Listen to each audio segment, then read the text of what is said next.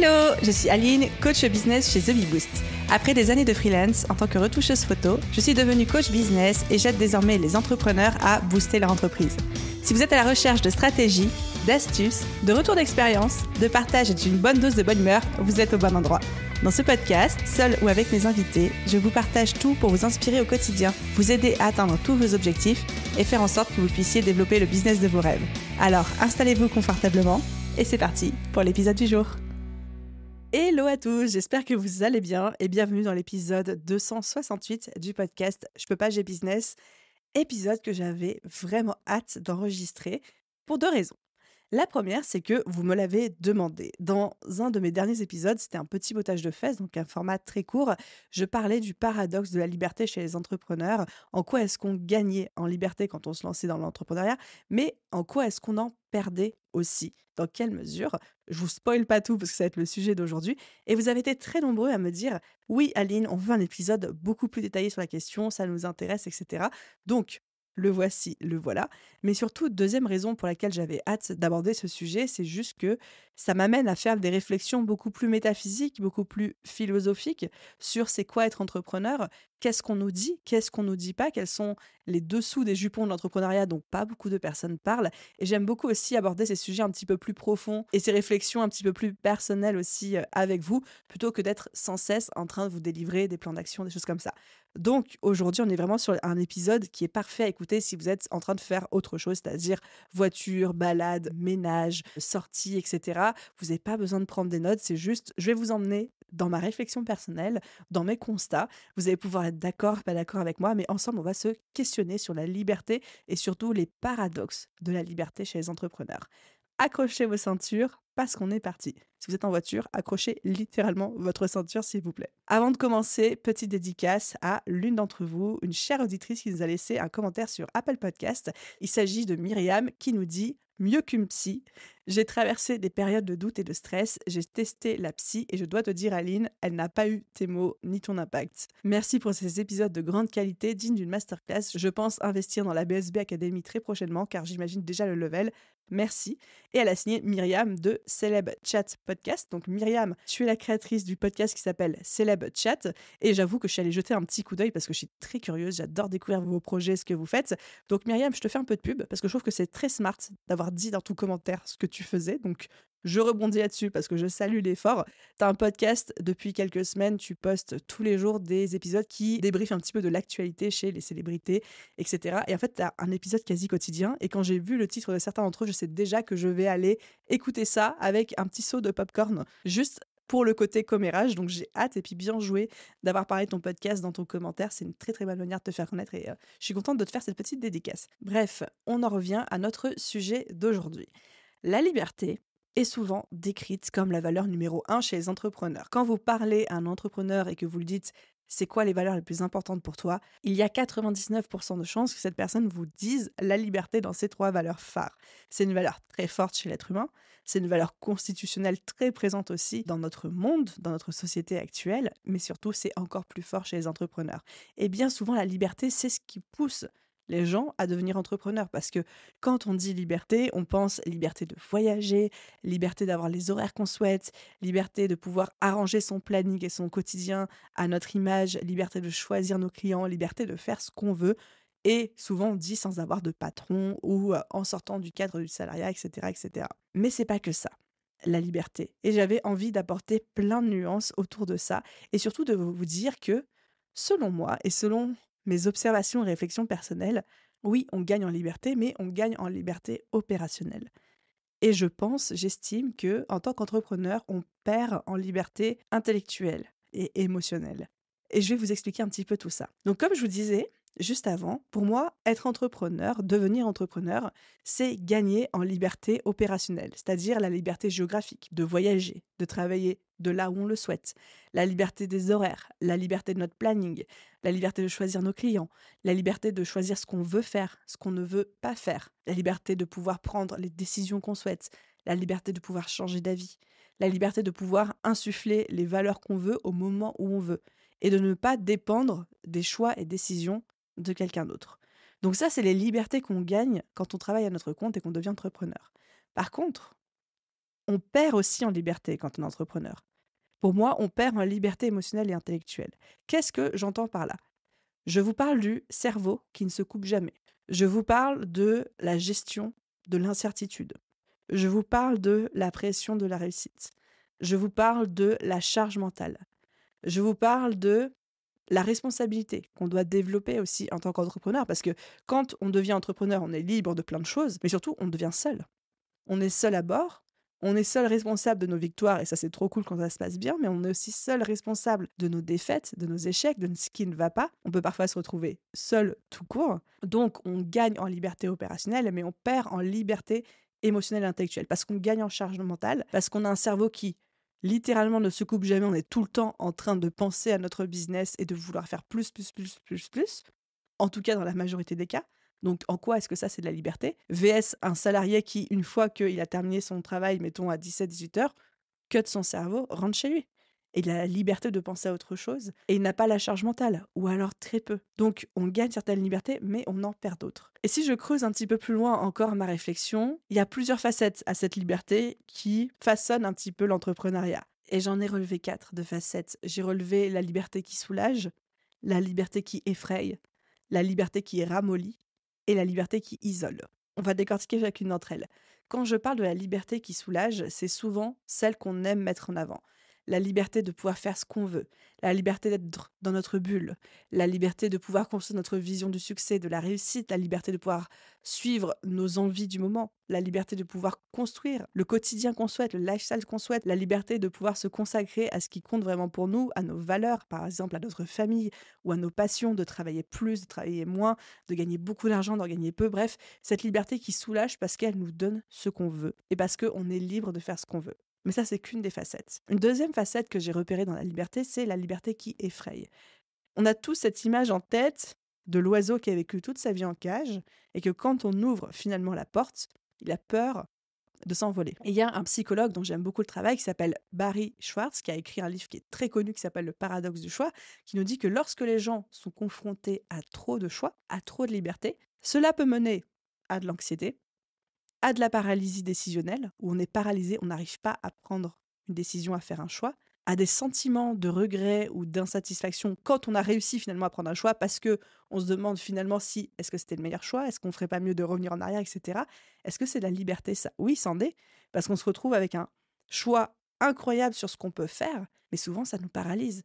Et là, je pense à tous ces entrepreneurs qui ont du mal à se projeter. On leur demande c'est quoi leur vision à 3 ans, à 5 ans, à 10 ans, et j'ai tellement de personnes qui me disent mais Aline, j'en sais rien. J'ai énormément de mal à me projeter, même à 6 mois. Et alors parfois, c'est juste parce que la personne n'a pas envie de se projeter, ok, mais très souvent, ça m'arrive d'être confrontée à des personnes où il y a une paralysie décisionnelle parce que tout est possible. Et donc, c'est les oisillons qui n'osent même pas sortir de leur cage parce que trop de choix tue le choix. Trop de choix crée une paralysie décisionnelle de comment je fais pour savoir quel est le bon choix. On a aussi l'expérience sociale qui est assez connue, qui s'appelle l'expérience de Jam. Je ne sais pas si vous avez déjà entendu parler, Jam, J-A-M comme confiture en anglais, qui montre que quand on met des gens devant des stands de confiture, les gens vont avoir tendance à acheter sur le stand où il y a moins de choix que sur le stand où il y a plus de choix. Et il y a plein d'études sociales, psychologiques, qui ont prouvé que plus on laisse le choix à l'être humain, moins il va être en capacité de se décider, ou plus il va avoir peur de prendre la mauvaise décision. Donc c'est ce qu'on appelle aussi, j'en parlais juste avant, la paralysie décisionnelle. Et c'est pour ça que souvent en marketing, on dit n'ayez pas plus de 2 ou 3 offres, ou 2 ou 3 packages, ou 2 ou 3 tarifs différents pour une offre. Tout simplement parce que plus on donne le choix, plus la personne va être perdue. Donc pour moi, la liberté qui effraie, c'est cette liberté de trop de choix tue le choix, et trop de choix, j'ai peur de prendre la mauvaise décision. La liberté qui effraie, c'est aussi la liberté d'être seul et de se rendre compte que on n'a pas la possibilité de se reposer sur un système qui est plus solide que nous, c'est-à-dire par exemple le salariat, une grosse boîte, une structure, et que en fait on devient, quand on se met à notre compte, notre seul et unique système de soutien. C'est-à-dire que si nous on s'écroule, tout s'écroule, et qu'on ne peut se reposer sur rien ni personne. Alors certes, on a tous notre entourage, on a nos amis, etc. Mais quand on est, par exemple, micro-entrepreneur ou quand on est chef d'entreprise avec une petite équipe, si nous, on s'écroule, généralement, tout s'écroule avec nous. Et ça rajoute une charge mentale et une pression. Est-ce que c'est de la liberté ou est-ce que c'en est pas? Est-ce que c'est quelque chose qui nous libère ou est-ce que c'est quelque chose qui nous enferme? Le fait de conscientiser ça. En tout cas, pour moi, c'est la liberté qui potentiellement peut effrayer.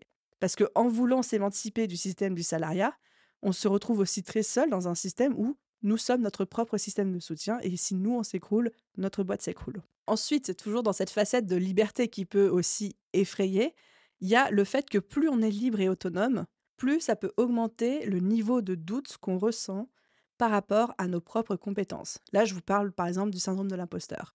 Plus on est libre de pouvoir tout faire, plus on a la place, plus on a l'espace pour se remettre en doute, pour le meilleur et pour le pire. Pour le meilleur, parce que c'est le moment aussi où on peut se former, où on n'a plus du tout de plafond de verre au-dessus de nous qui va nous dire qu'est-ce qui est possible, pas possible en termes d'action, en termes d'impact, en termes d'ampleur de projet, en termes de rémunération. Mais plus aussi, parce que rien n'est impossible, on va se demander, en fait, ma seule limite, ça va être ma capacité à passer à l'action et mes compétences. Et du coup, on va pouvoir avoir la place de questionner ses compétences, parfois pour le mieux, mais parfois pour le pire aussi. Et donc, quand je vous parle de cette facette de la liberté qui est la liberté qui effraie, c'est pour moi important de se rendre compte que la liberté nous attire en tant qu'être humain, en tant qu'entrepreneur, mais une fois qu'on la vit, elle peut aussi nous bloquer, elle peut aussi nous enfermer, elle peut aussi nous effrayer. Troisième aspect de la liberté, donc là on a vu la liberté qui soulage, on a vu la liberté qui effraie, et il y a aussi, pour moi, je suis désolée, mais il faut que quelqu'un en parle, la liberté qui ramollit. Par exemple, quand on est salarié, on a des obligations d'horaire bien souvent. D'horaire d'arrivée, de sortie du bureau, ou de télétravail, ou à des fois un minimum d'heures à faire dans le mois, même si les horaires ne sont pas forcément imposés. Qu'est-ce que c'est dur de se lever le matin quand on a zéro obligation et personne pour nous botter les fesses si on le fait pas. Qu'est-ce que c'est dur. Et j'avais un ami qui était en visite à Nice il y a quelques semaines et qui me disait mais en fait, c'est génial d'être là à Nice parce que comme toi, tu vas tous les matins travailler dans ton coworking, moi, je suis obligée de me lever en même temps que toi, de faire le trajet avec toi. Et du coup, je me trouve beaucoup plus productif alors que quand je suis chez moi, parce qu'il est freelance aussi, quand je suis chez moi, le matin, je traîne et puis j'ai du mal à me mettre au boulot. Et puis quand j'y vais, il est 10h30 et puis du coup, je suis moins productif, etc. Mais quand on est avec quelqu'un d'autre qui a un rythme un petit peu plus soutenu que nous, ou quand on est dans un système, par exemple le salariat, où il y a des obligations d'horaire, même si on a la sensation que ça restreint notre liberté, c'est un cadre en fait qui nous motive, qui nous pousse et qui nous fait avancer. Et quand on est entrepreneur et qu'on a cette liberté totale, la seule chose qui nous empêche de, on va dire, nous complaire, de nous ramollir, de nous laisser aller, d'avoir cette espèce de passivité, c'est notre motivation, notre discipline, notre détermination et la rage qu'on va avoir à vouloir accomplir les résultats qu'on a envie d'accomplir. Mais ça, c'est dur parfois. C'est très, très dur et on s'en rend parfois pas compte, mais c'est tellement facile de se laisser aller ou c'est tellement facile d'être complaisant envers soi-même quand il y a personne en fait pour nous faire un check derrière et nous dire hey, qu'est-ce que tu es en train de faire? Pourquoi ça fait 3 jours que tu mets pas de réveil, que tu te lèves à pas d'heure et que tu procrastines sur certaines tâches? Et ça me fait penser aussi, je pense que beaucoup d'entre vous connaissent le philosophe qui s'appelle Nietzsche. Nietzsche parle du concept du dernier homme. Alors, il a son concept du surhomme, mais il a aussi le concept du dernier homme. Le concept du dernier homme, c'est quelque chose qu'il a développé pour en fait critiquer un petit peu tout ce qui est matérialisme, déclin de l'individualisme, etc. Pour décrire les gens qui sont trop attachés au confort, à la sécurité, qui se laissent aller, etc.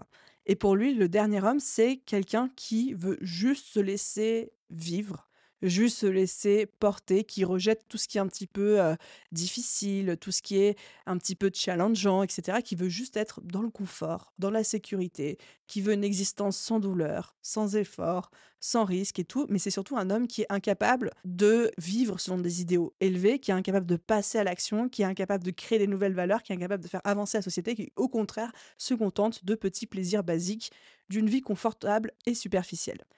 Et à l'inverse, Nietzsche développe aussi le concept du surhomme, où là, on parle plutôt d'un individu qui repousse les limites de l'humanité actuelle pour créer des nouvelles valeurs, pour atteindre de nouveaux niveaux de conscience, pour faire avancer la société, etc. Qui est capable de, on va dire, se challenger, dépasser les difficultés de la vie. Et là, on peut se questionner sur la place de la liberté. Si on laisse une liberté totale à un individu, est-ce qu'il va avoir tendance à se dépasser, à repousser ses limites, à challenger ses valeurs et à créer une meilleure vie pour lui-même? Ou est-ce que, au bout d'un moment, il va tomber dans une forme de complaisance vis-à-vis de lui-même, de passivité, d'inaction, de procrastination? Ça, je suis persuadée que ça va dépendre du caractère de chacun, de la détermination, de la fougue, de la discipline et de la motivation de chacun. Mais je pense que dans une majorité des cas, trop de liberté, manque de cadre peut ramollir une personnalité ou une personne. Et ça peut être une question intéressante à vous poser, de vous demander, est-ce que dans un cadre d'extrême liberté, j'ai tendance à m'épanouir, à me challenger, à me motiver, à me discipliner, à considérer que parce que je n'ai plus aucun plafond de verre et aucun cadre, je peux inventer la vie qui me rêve et j'ai tendance à dépasser mes limites? Ou est-ce qu'au contraire, trop de liberté et le fait de n'avoir aucun check, aucun cadre, personne qui vient me botter les fesses si je ne fais pas ce que j'ai besoin de faire, j'ai tendance à me laisser aller? Ça demande beaucoup de capacité de réflexion de soi, mais aussi beaucoup d'humilité et beaucoup d'honnêteté vis-à-vis de soi-même, de savoir répondre à cette question. Autre facette de la liberté que j'avais envie d'aborder avec vous, c'est la liberté qui isole. Parce que qui dit libre, dit aussi souvent seul. Et la solitude dans l'entrepreneuriat, on sait que c'est une réalité. On sait qu'il y a un sentiment de solitude qui peut vraiment se développer. Parce que quand on est entrepreneur et qu'on a un entourage qui n'est pas entrepreneur ou qui comprend pas très bien l'entrepreneuriat, même si cet entourage est bienveillant, il comprend rarement ce qu'on fait et c'est pas comme être avec des collègues de boulot. Et souvent, on sous-estime la puissance d'avoir des collègues de boulot avec qui on peut se plaindre, avec qui on peut avoir une espèce de soupape de sécurité parce que ces personnes-là sont dans notre quotidien professionnel, comprennent les défis, les challenges, les clients difficiles, la hiérarchie insupportable, des choses comme ça, mais on peut s'exprimer, on peut se sentir compris, on peut se sentir soutenu. Et en fait, quand on est entrepreneur, même si on est soutenu par notre entourage, même si notre entourage est bienveillant, et j'ai bien conscience que c'est pas déjà le cas de tout le monde, mais quand les gens ne comprennent pas vraiment ce qu'on fait, bah, ils peuvent juste dire: «Oh bravo!» ou alors: «Oh c'est cool!» mais ils peuvent pas comprendre ce que c'est d'envoyer un email en ayant marqué name sans avoir mis la bonne nomenclature qui fait que tout le monde a reçu un email où c'est marqué hello name. Ou ils ne peuvent pas savoir ce que c'est d'avoir envoyé 50 mails de prospection et d'avoir eu zéro retour. Ou ils peuvent pas comprendre exactement ce que c'est d'avoir un client qui fait chier parce qu'il demande un dixième aller-retour alors que dans le devis c'est marqué que 3 et qui est toujours pas satisfait et vous, vous êtes à bout. Ils peuvent juste dire: «Oh zut, dommage» et après ils vont vous parler d'autre chose. Et vous, vous allez vous sentir très frustré parce que vous avez envie d'être entouré par quelqu'un qui vous comprend dans les tripes de ce que ça fait, de ce que vous ressentez, vous dire: «OK, enfin quelqu'un qui comprend vraiment ce que je traverse et qui peut avoir de l'empathie et de la sympathie pour ça». C'est pour ça que quand on est entrepreneur, on vous parle énormément de l'importance du réseau, de l'importance de savoir s'entourer aussi. C'est pas juste pour vous dire: «Oui, votre réseau, ça va être, vos futurs, prescripteurs, ils vont parler de vous, ça va vous faire de la pub, vous êtes entouré, vous allez faire une bande et tout». C'est aussi pour pas se sentir seul. C'est aussi pour avoir des gens à qui on peut parler de nos tracas du quotidien. Il y a des gens qui comprennent parce qu'ils ont soit vécu la même chose, soit vécu des situations vraiment similaires et ils peuvent vraiment compatir pour ça. Donc c'est important. Ok les amis, je commence à arriver à la fin de toute ma réflexion philosophique, hein. Je vous avais averti que cet épisode de podcast se détachait un petit peu plus des épisodes business plan d'action. On a parlé là des gains de liberté et des pertes de liberté. On a parlé du fait de devenir entrepreneur, de gagner en liberté opérationnelle, mais aussi de bien comprendre qu'on pouvait perdre en liberté émotionnelle et intellectuelle. On a parlé de la liberté qui soulage, on a parlé de la liberté qui effraie, on a parlé de la liberté qui ramollit et on a parlé de la liberté qui isole. Ma conclusion dans tout ça, elle est double. La première, c'est que arrêtons de réduire l'entrepreneuriat à la liberté de voyager, se lever tard le matin et choisir les clients avec qui on veut bosser. Parce que pour moi, ce n'est qu'une seule des nombreuses facettes de l'entrepreneuriat et que c'est à la fois réducteur mais aussi du coup mensonger de dire que l'entrepreneuriat, c'est uniquement ça. Et la deuxième réflexion que j'avais envie d'amener, c'est la liberté est une valeur fondamentale, très importante, aussi bien pour les entrepreneurs, mais aussi pour l'humanité avec un grand H et dans notre société, mais qu'une liberté en excès, sans cadre, sans sens, peut très facilement en fait mener à de l'anxiété, à de l'insatisfaction, à de l'incapacité à prendre des décisions. On a parlé de paralysie décisionnelle et du coup aussi nuire au bonheur et au bien-être. Donc liberté ne veut pas forcément dire bonheur. Ça, c'est aussi le gros raccourci que je prends en cette fin d'épisode de podcast. Mais vraiment d'apprendre à se questionner sur c'est quoi la liberté pour moi. Parmi toutes les facettes de la liberté dont on a parlé dans cet épisode, est-ce qu'il y en a qui vous ont parlé? Est-ce qu'il y en a qui sont importantes pour vous? Lesquelles sont tolérables? Lesquelles sont intolérables? Et aussi à quel point trop, entre guillemets, de liberté peut être néfaste pour vous ou non. Et ça, chacun va évidemment individuellement avoir sa réponse, son curseur et son spectre. Voilà les amis, je suis ravie de vous avoir emmené dans cette réflexion beaucoup plus philosophique. Est-ce que ce genre d'épisode vous plaît? Est-ce que des fois, si on bifurque un petit peu de l'entrepreneuriat pur et dur et qu'on vient dans des concepts un petit peu plus métaphysiques et de réflexion, ça vous plaît? Si oui, j'ai énormément de sujets sur lesquels j'aimerais vous amener dans ma réflexion, dans ma tête et dans mes pensées.